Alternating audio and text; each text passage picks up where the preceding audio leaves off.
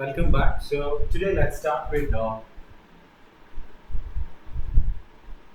module 4, root locus.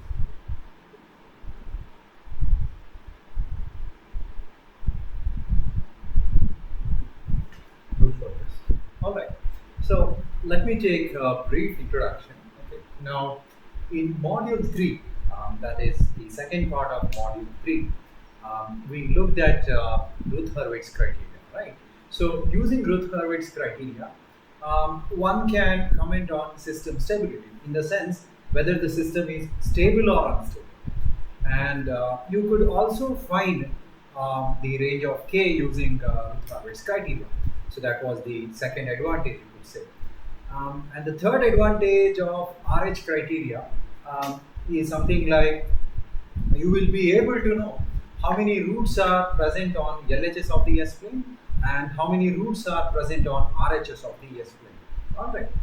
And the fourth advantage of Ruth-Hurwitz criteria is that you can also determine the marginal stability of the system.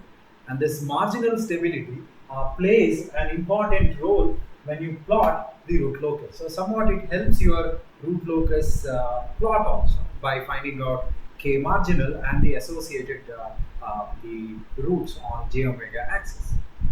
Okay, so these are the major advantages of Ruth-Hurwitz criteria. Of course, it can also be used in judging the stability of higher order system. All right. Now, having said that, you could also list out few disadvantages of Ruth-Hurwitz criteria. Something like the location of closed loop poles. RH criteria fails in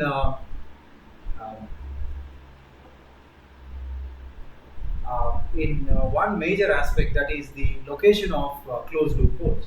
You will not be able to exactly locate where the roots are lying on complex S plane. All right. So that disadvantage can be overcome using root locus method. So using root locus method, you will be able to exactly locate the closed loop poles.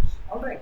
And this root locus method was introduced by a mathematician called W.R. Evans. And sometimes it is also called as root locus method is also called as Evans method or Evans condition. All right. And this method was introduced way back in 1948, and still it is under in use. Okay. All right, fine. So that's about the root locus method. As in, why do you need to go for root locus method? Majorly, you can get all the information what was discussed in RH criteria. In addition to those information regarding the clear picture of the roots lying on S plane can also be extracted from root locus method. Alright. Now, to understand root locus method, what we can do is we can draw a small block diagram.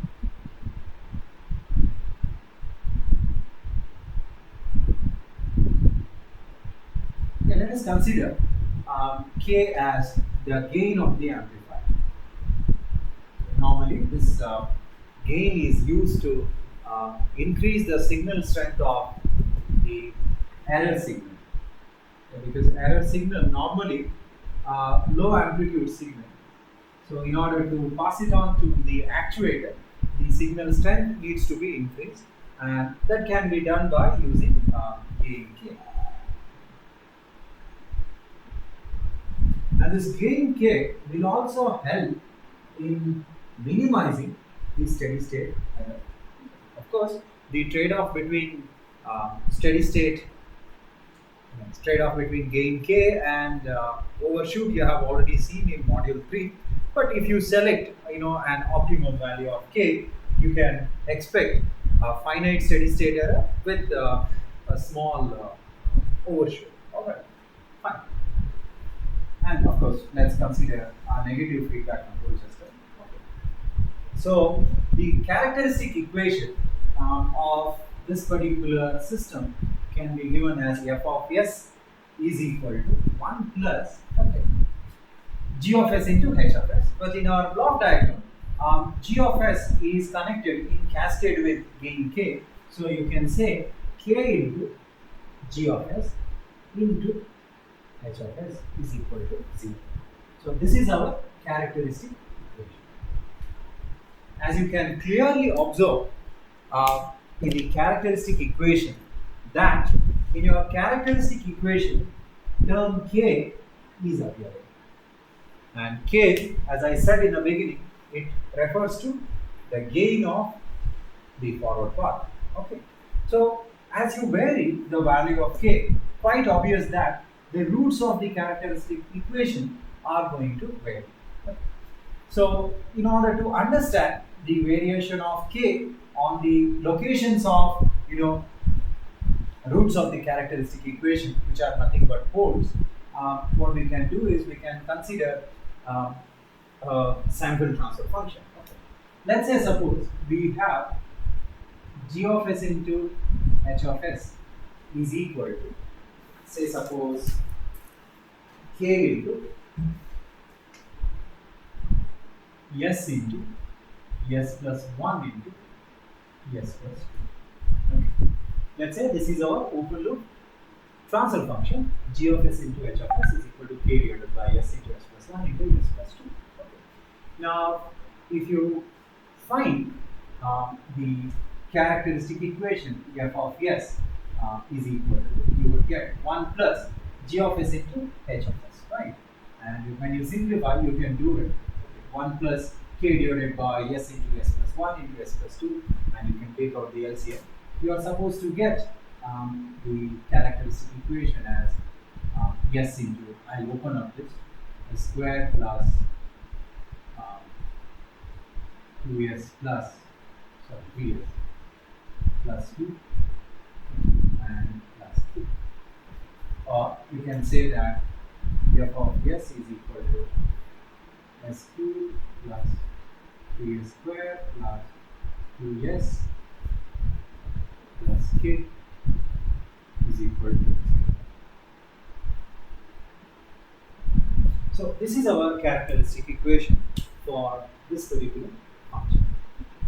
So as you can clearly observe, as stated earlier, that the characteristic equation is now associated with a term called k. So as you vary the value of k, what happens? Roots of the characteristic equation are going to vary. So that variation over here I have provided. So what I have done over here is that I have assumed different values of k, and for each value of k you will get different values of the roots or poles of the system. Okay. So when you set k is equal to 0, right? When you set k is equal to 0, what do you get? The roots of the characteristic equation as s is equal to 0, that is your first root, and you have a second order equation. So this second order equation will give you two roots, s is equal to -1 and s is equal to -2. So those roots we have placed here. Okay. This root corresponds to s is equal to 0, followed by s is equal to -1 and s is equal to -2. Okay. So this is for k is equal to 0. Now let's say we change the value of k from 0 to 1. So the moment when I change the value of k to 1, the new roots of the characteristic equation are here. So one root value is -2.32, which is real, and the remaining two roots are complex conjugate. Okay. Earlier, all the three roots were real in nature, but when we increase the value of k to 1, two roots became complex conjugate. And let's place those roots here. So -2.32, we can place it somewhere here, -2.32. Okay, for one root I will mention the location. So this refers to -2.32. Alright, so we are done with placing of one root. Now let us place these complex conjugate roots. Okay. Where is its location? negative 0.32, let us say negative 0.32, so that is here, minus 0.33 plus, this is the imaginary part, and what is the imaginary part?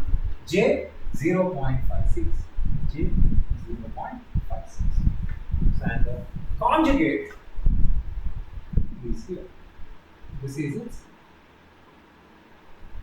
conjugate. Similarly, when you change the value of k from 1 to 2, you will get a different set of roots. And the same process you have to continue. Say when you change to 3, you will get a different set. And value of k is equal to 4 will give you some other root value. So basically what I am trying to tell you is that as you start varying the value of k, the roots are going to move in complex SQL. So the movement of these roots gives root locus. So locus is nothing but path traced by roots of the characteristic equation when some of the parameters of the system is varied. For example, that parameter could be the gain of the system. Alright. And when you join all these roots with a smooth curve, you will get the movement of the roots, which is called as root locus. Alright. So you can see here, when I join all these roots, I get something like a curve. So the upper side refers to one branch of the root locus. So this is called as branch. Okay. This is called as branch 1, and this is called as branch 2. Okay. And where's our third branch? Third branch is here. So third branch is basically moving along the negative unit axis. So this is your branch 3. Okay. So this is very inefficient way of plotting the root locus, because finding the roots of a third order equation is pretty easy. You can put it in your calculator, right? However, finding roots of fourth order equation becomes very, very difficult. And moreover, placing all these roots takes a lot of time. So that's the reason, in reality, we don't go for something like inspection method. We go for a method which is proposed by W.R. Evans. So Evans method okay, is consisting of close to 8 rules. 8 rules. So we apply these 8 rules to get the root locus plot. Alright. So probably after some time, you will be able to understand what are those 8 roots which would help us in sketching the root locus plot. Alright. Fine.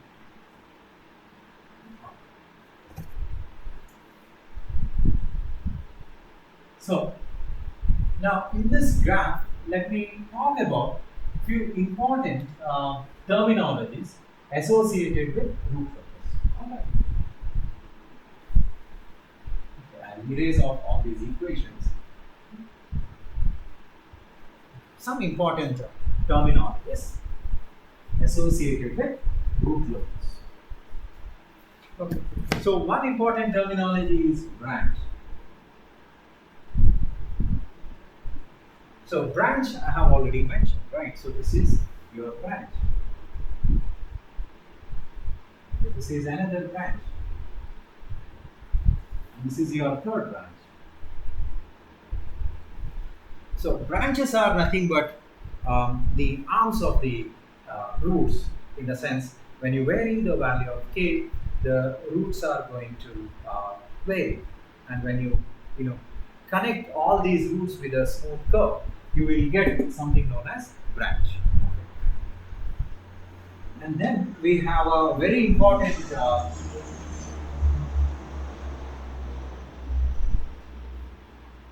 term called as breakaway point.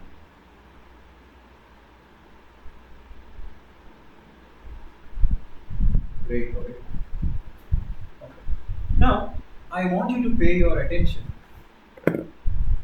at the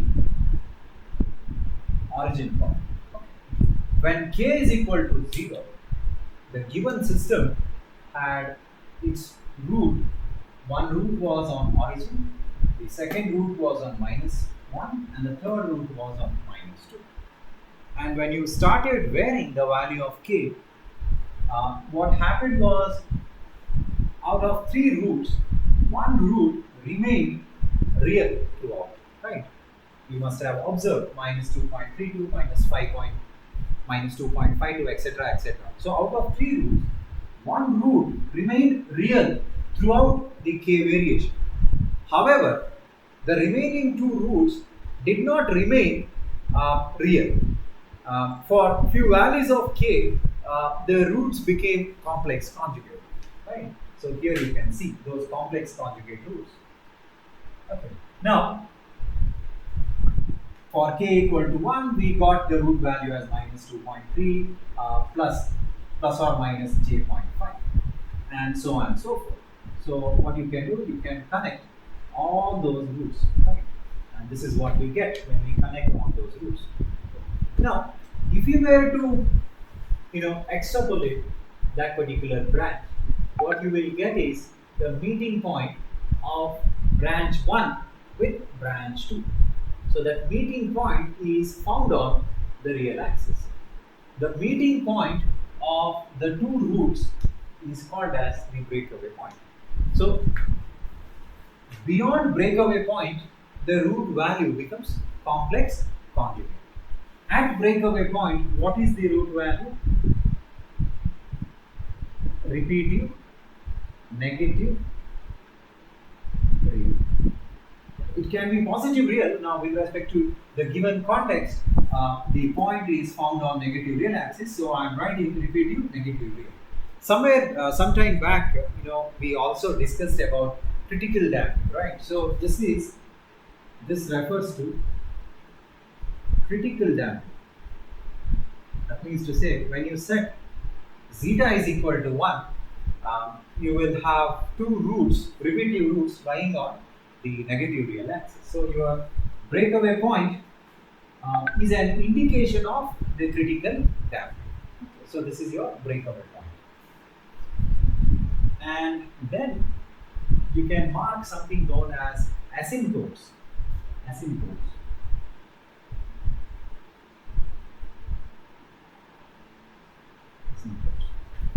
In root locus, okay, mathematical definition is something else. Okay. In root locus, asymptotes are nothing but the guidelines for the branches of root locus which are moving towards infinity. For example, this particular branch is moving in this direction, right? And this particular branch too is moving in the downward direction. So basically, asymptotes are the guidelines for branches of the root locus which are moving towards infinity.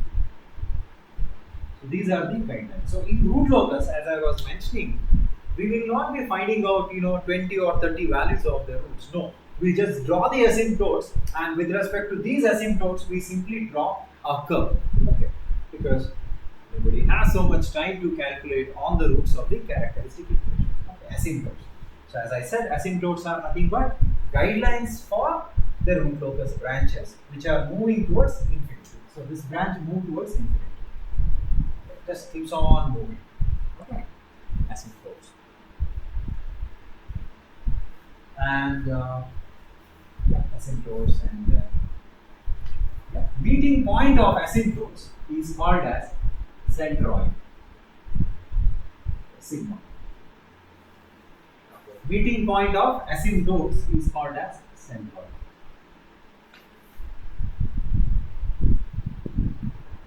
This is centroid,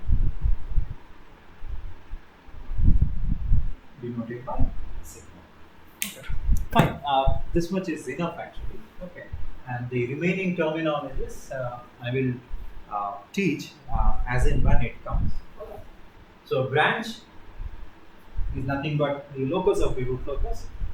Breakaway point, where two branches of the root locus meet.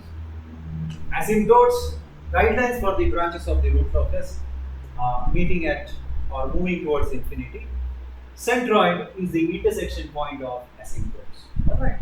So these are the major terminologies associated with root locus.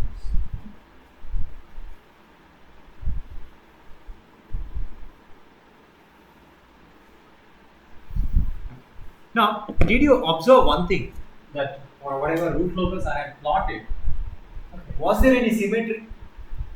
In the sense,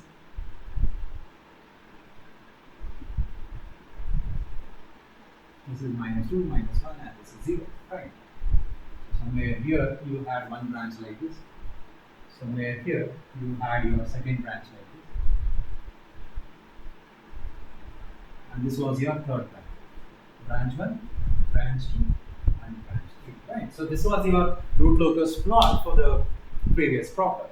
Now, as you can clearly observe that there is a perfect symmetry along the real axis, right? Whatever real axis, in the sense the mirror image should lie in the second and fourth quadrant, right? So this is your first and second quadrant, this is your third and fourth quadrant. So in the sense, whatever details you have in your first and second quadrant, the mirror image exists in third and fourth quadrant. So that's the reason, your root locus is always called as symmetrical. So root locus plot is symmetrical about real axis. Real axis. This is one of the very important feature of root locus. Whatever plot you do in root locus, it should be symmetrical. That means to say, the mirror image of let's say quadrant 1 and quadrant 2 should be available in quadrant 3 and quadrant 4. Alright, this is called as symmetrical behavior of root locus. Okay. You can do perfect paper folding at the real axis. So these two should merge when you do paper fold at the real axis. Alright.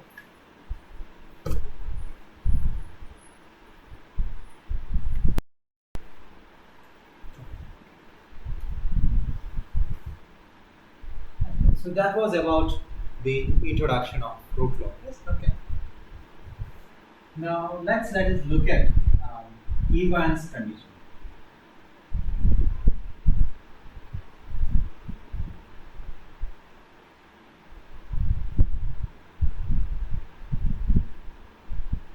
Now, W.R. Evans, he stated two particular conditions related to root locus.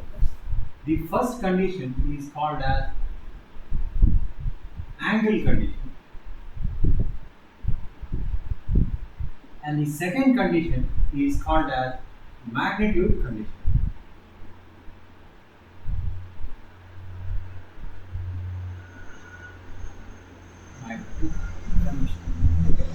Now, to understand angle condition and magnitude condition, we'll have to start from the fundamentals.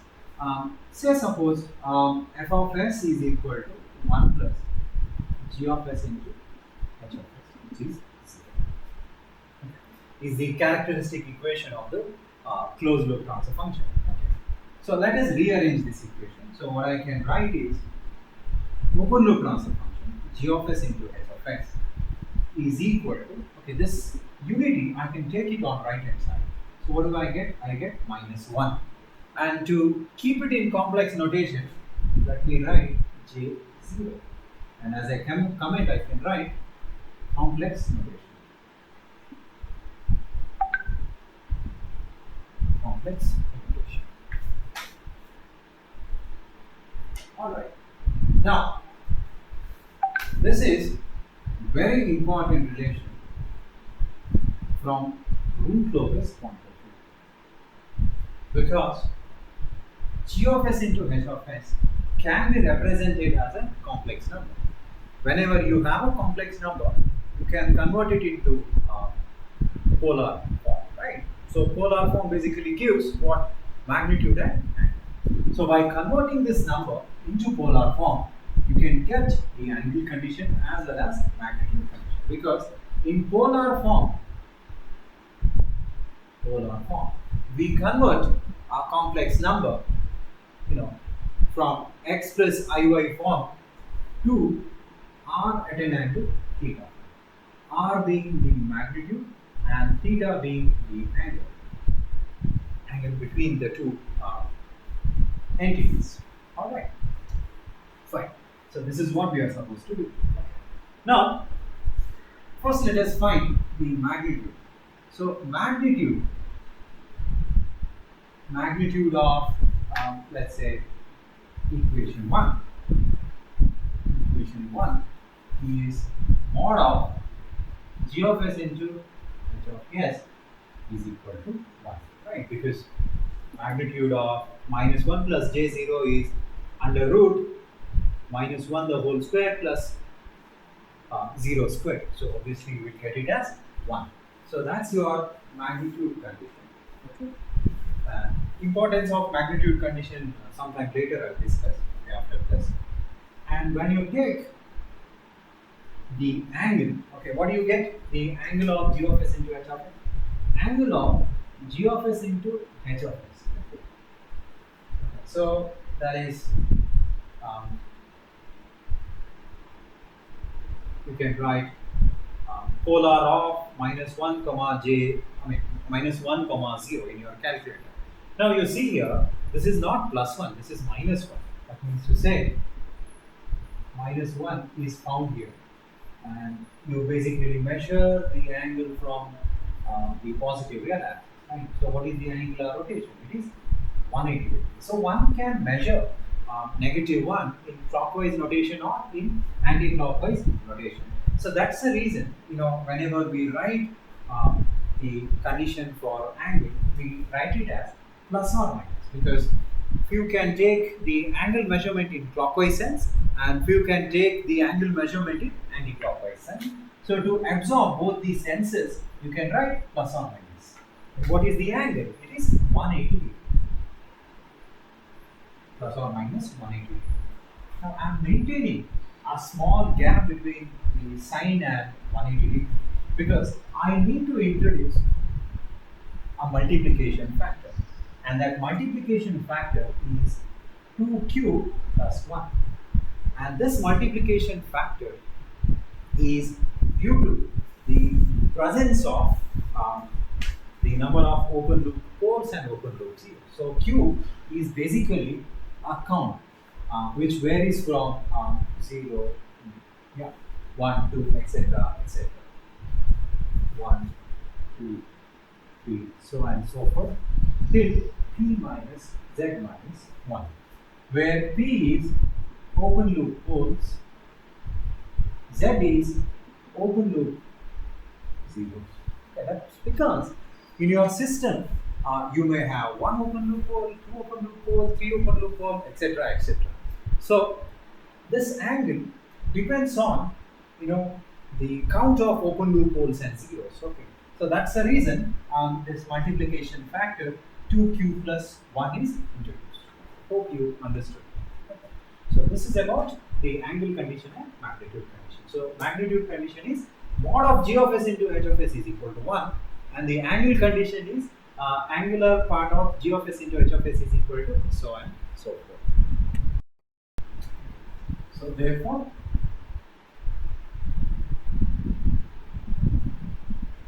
angle condition for a root locus can be defined as angle of g of s into h of s is equal to plus or minus 2q plus 1 into 180 degrees, where q is equal to 0, 1, 2, p minus z minus 1. P is number of open loop poles, z is number of open loop zeros. Next, significance.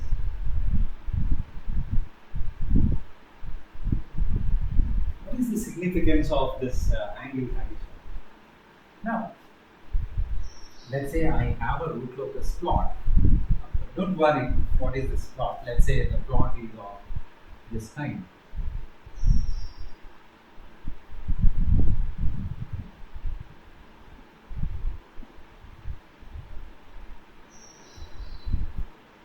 Now, I want to test a particular point. Let's say my test point is s is equal to some minus 1 plus or minus j 1.5. I want to test whether minus 1 plus or minus j 1.5 lies on root locus or not. This is what I want to find out. Whether this point lies on the root locus or not. Whether it lies or not, that is given by the angle condition. So the angle condition states that if a test point has to be on root locus curve, then it has to satisfy the angle condition. If a test point has to be on root locus curve, it has to satisfy the angle condition. That means to say, when you substitute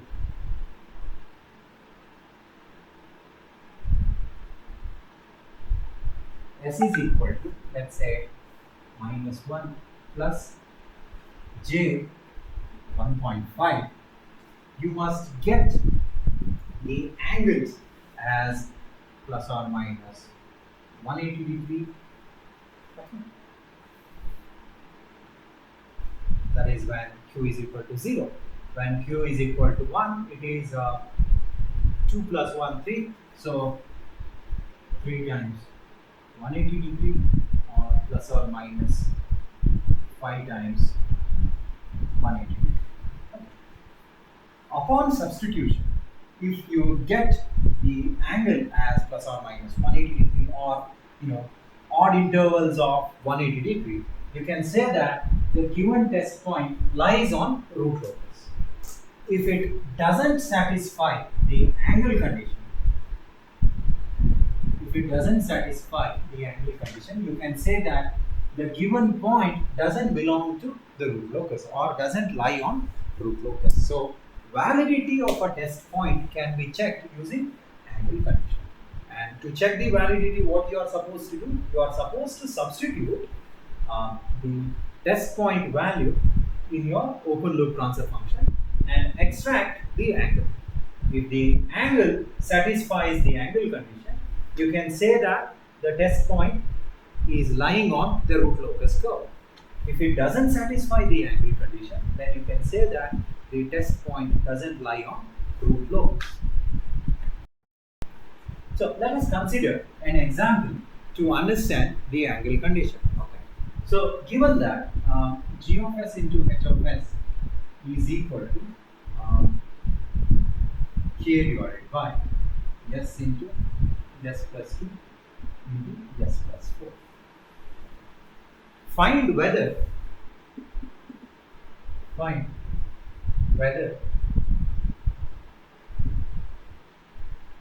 s is equal to minus 0.75 is on root locus or not. So what is that you are supposed to find? You are supposed to find whether s is equal to minus 0.75 is lying on root locus or not. So how do we do it?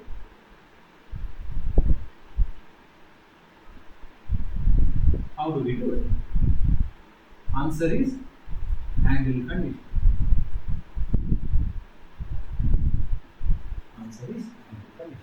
So let us apply the angle condition. That is angle of g of s into h of s at test point s is equal to minus 0.75 is equal to.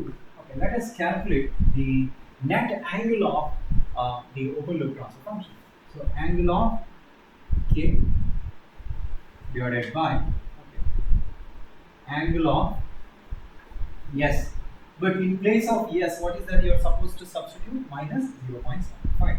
So minus 0.75 plus j0. Right? Why j0? Because it's a real point.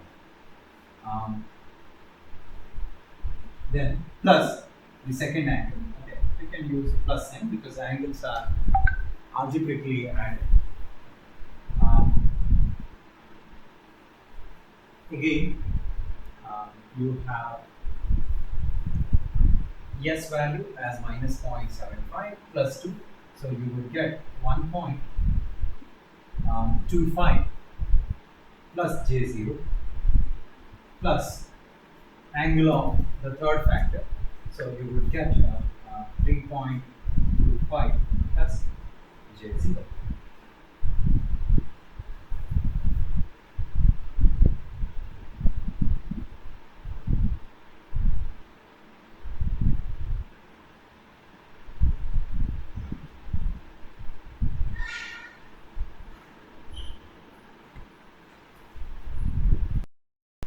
Okay, so let's find out the angles. So this is equal to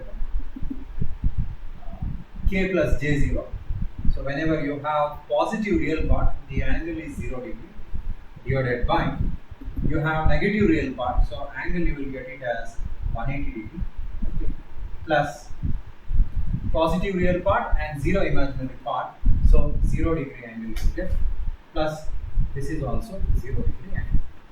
And therefore the net angle becomes numerator angle minus denominator angle. So 0 degree minus 180 degree becomes minus 180 degree. Now check with the angle condition. So what about angle condition? As per angle condition, angle of g of s into h of s is equal to plus or minus 180 degree or plus or minus 540 degree or plus or minus 720 degree. That is odd multiples of 180 degree. Sorry, 900 degree. Okay, this is 9. This is 9. This is 1. This is 3. And 5 times 180 degrees 900 degree. So fine. This is my angle condition, and this is what I got by substituting the test point. So what is the angle? Angle I got it as minus 180. So is it satisfying the angle condition? Yes, it is satisfying the angle condition. So we can say that the given test point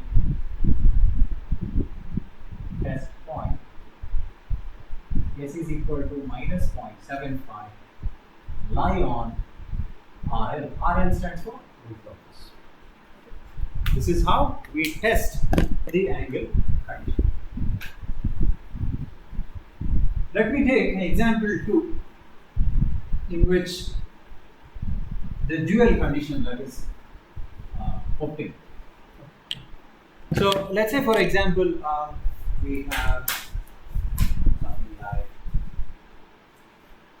this. Put s is equal to minus 1 plus g. Okay, the same transfer function you can consider. Okay, check. Question is check whether s is equal to minus 1 plus j4 lie on root locus. Check whether s is equal to minus 1 plus j4 lie on root locus. So you can try out. Okay? You can try out finding out the angle. Okay. So when you try out the angle, please use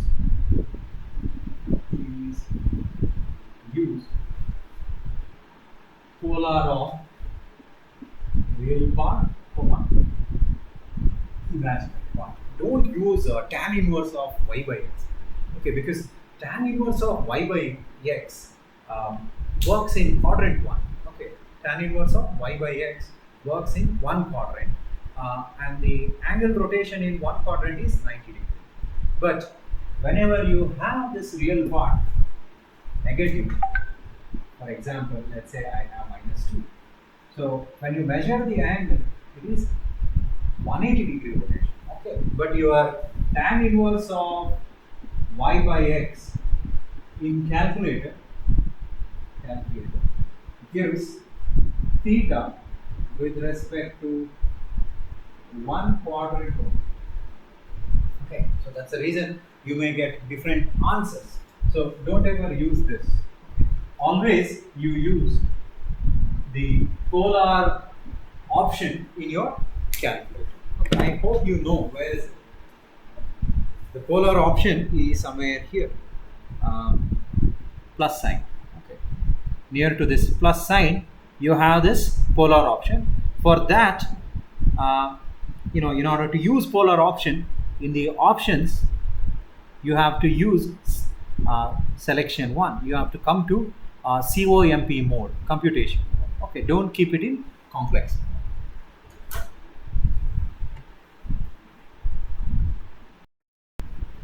Next, we have magnitude condition. Okay. So, magnitude condition, it is applied only after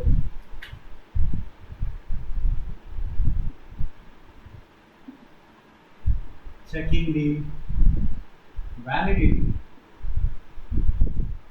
of a test point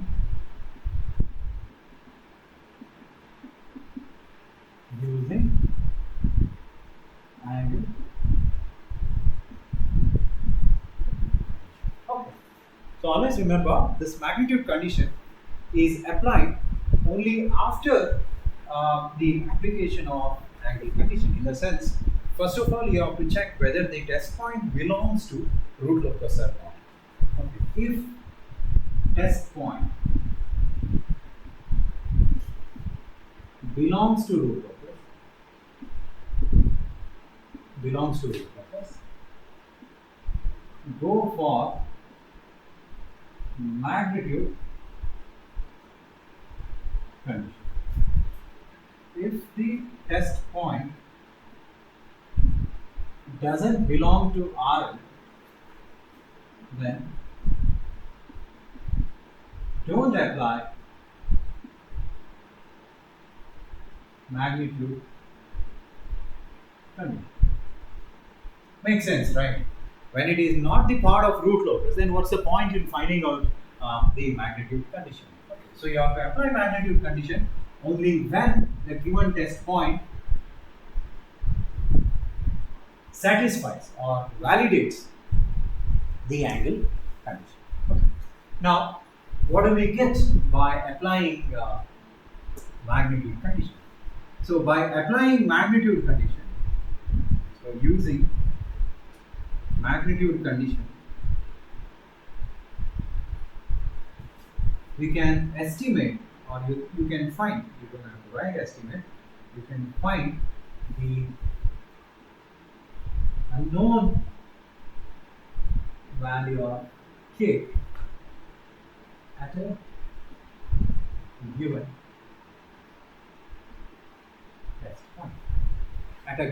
test point. So to find the unknown value of k at a given test point, you can use the magnitude condition. Let's see how to determine the value of k. So let us consider the first problem in which we had checked that point s is equal to minus 0.75 satisfies angle condition. We checked, right? We got the angle as 180 degrees. Let us consider the same. So since s is equal to minus 0.75 is satisfying angle condition, we can apply magnitude